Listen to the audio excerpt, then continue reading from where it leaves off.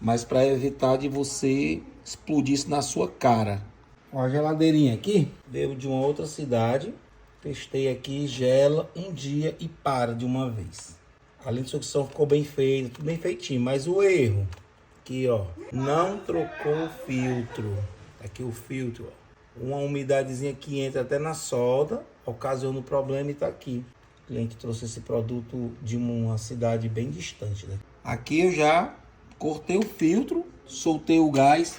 Detalhe no gás R600, pessoal, é que quando você liberar, você sempre dá uma balançada no compressor para sair o restante. E o filtro, como eu vou tirar ele no fogo, eu já fiz um furo aqui também, ó, acima da parte, embora eu tenha visto que sai o gás todo, entendeu? Você pode fazer até um cortezinho maior. Filtro novo, fiz a limpeza também, o sistema, e agora já está no vácuo, a garrafa de gás ligada.